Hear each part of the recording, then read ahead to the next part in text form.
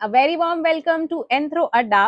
स्वागत है आप सभी का, जहां पर आप अपनी एंथ्रोपोलॉजी के सब्जेक्ट को बहुत ज्यादा स्ट्रॉन्ग कर सकते हैं। हम पढ़ते हैं इवोल्यूशन के वेरियस टाइप्स को। एक होता है कन्वर्जेंट, एक होता है पैरेलल, एक होता है डाइवर्जेंट। अब इनके जैसे नाम से ही पता चल रहा है, दो लाइंस जब भी पैरेलल मूव करेंगी तो वो इस तरह से मूव करेंगी। कन्वर्जेंट का मतलब होता है किसी एक पॉइंट पे आके कन्वर्ज कर जाना, जब वो स्टार्टिंग पॉइंट में वो बिल्कुल भी जुड़े हुए नहीं थे, लेकिन एक पॉइंट पे आके वो कन्वर्ज कर गए।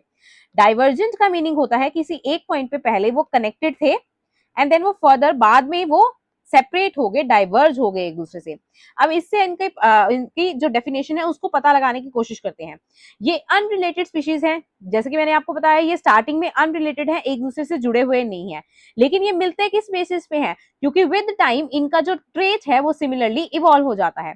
जैसे इसमें एग्जाम्पल आता है wings in the bats and birds. मान लीजिए बैट्स एंड बर्ड्स ये स्टार्टिंग में आपस में बिल्कुल भी लिंक्ड नहीं थे, लेकिन इनमें विद टाइम एक कॉमन फीचर डेवलप हुआ कि इन दोनों के पास ही विंग्स एमर्ज हो गए, तो इस बेसिस पे ये एक दूसरे से कन्वर्ज हो गए। तो ये हो गया convergent type of evolution.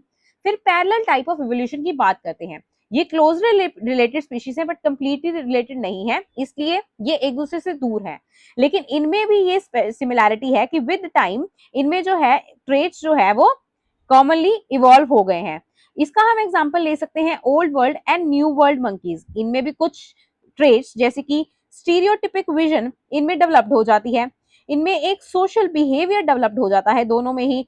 Although ये क्लोजली रिलेटेड थे, ये कंप्लीटली रिलेटेड स्पीशीज नहीं थे, पर विद टाइम इनमें जो है वो कुछ फीचर्स जो है वो सेम टाइप के डेवलप्ड हो गए, तो ये हो जाएगा पैरेलल टाइप ऑफ इवोल्यूशन।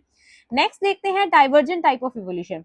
इसमें मैंने बताया था कि ये एक पॉइंट पे सिमिलर थे, तो इनका एंसेस्टर जो है वो इनका कॉमन है, इसलिए ये एक पॉइंट पे सिमिलर थे क्योंकि इनका एंसेस्टर कॉमन था। लेकिन विद टाइम इनमें डिफरेंट ट्रेड्स इवॉल्व हो गए, क्योंकि हो सकता है कि इन्होंने इकोनॉमिक ज्योग्राफिकल या इन्वायरमेंटल सेपरेशन आ गया हो, तो इन चेंजेस के हिसाब से, इन्वायरमेंटल चेंजेस के हिसाब से इन्होंने अपने डिफरेंट डिफरेंट ट्रेड्स को अडेप्ट कर लिया, ट्रेड्स को इवॉल्व कर लिया।